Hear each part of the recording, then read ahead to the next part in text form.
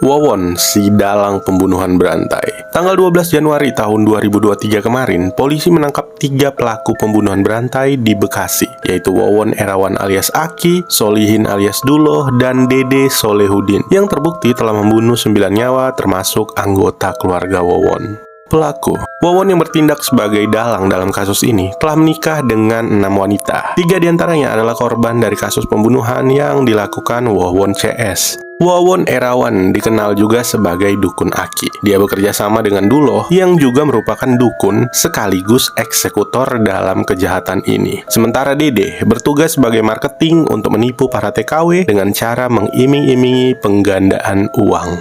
Bukan keluarga. Sudah jelas ya, kesaktian dan iming-iming penggandaan uang yang dilakukan Wawon CS adalah penipuan, yang dimana 2 dari 11 TKW yang tergiur dengan janjinya menjadi korban pembunuhan tersebut. Suatu ketika pada tahun 2016, Siti, yaitu salah satu TKW tersebut yang merasa bahwa dia telah ditipu, meminta uangnya kembali kepada Wawon. Wawon menyanggupi permintaan Siti, namun dia beralasan bahwa uang tersebut hanya bisa diambil di Mataram. Kemudian, Wawon meminta mertuanya, yaitu Noneng, yang merupakan ibu dari istri pertamanya bernama Wiwin, untuk menemani Siti menuju Mataram menggunakan kapal laut. Tapi ternyata, itu cuma alasan Wawon aja, karena dia telah meminta mertuanya tadi untuk mendorong Siti hingga jatuh dan tenggelam di laut.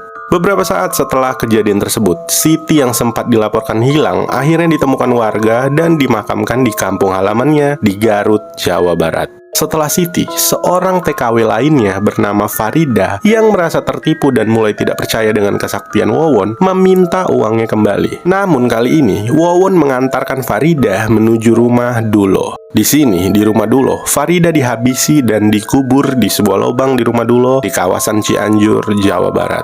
Keluarga.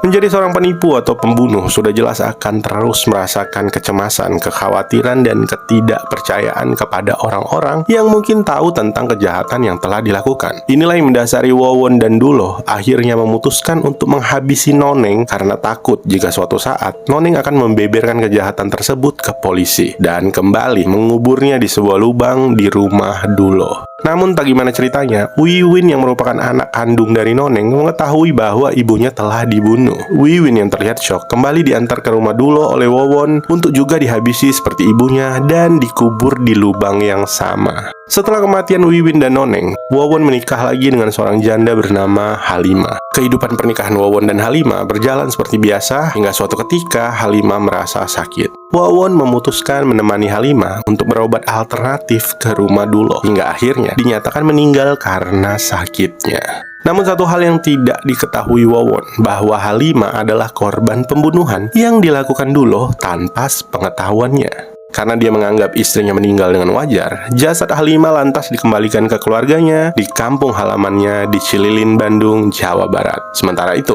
polisi masih mencari tahu apa motif Duloh dalam pembunuhan Halimah. Kasus akhir. Setelah kematian Halimah, Wawon menikahi anak tirinya yang juga merupakan anak kandung dari Halimah bernama Ai Maimunah. Maimunah juga seorang janda yang telah memiliki 2 orang anak dari pernikahan sebelumnya bernama Ridwan dan Riswandi yang berusia 20 dan 16 tahun. Dari pernikahan Wawon dan Maimunah, mereka memiliki 2 orang anak yaitu Neng Ayu dan Bayu.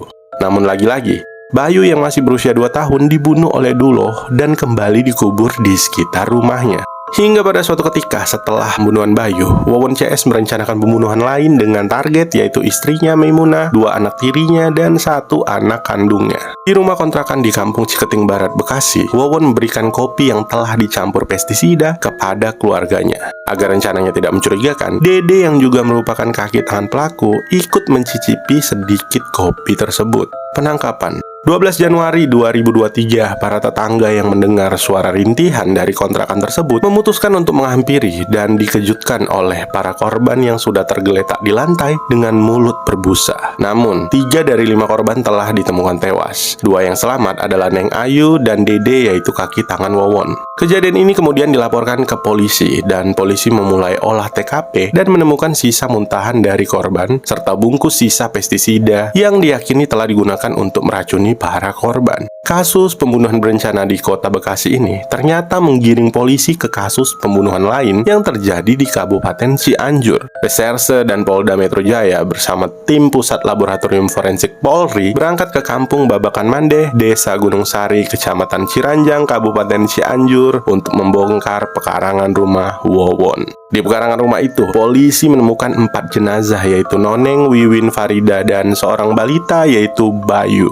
Keempat korban diduga dibunuh dengan cara yang sama, yakni dicekik. Usai dibunuh, pelaku lalu menguburkan jasad para korbannya di lokasi tersebut.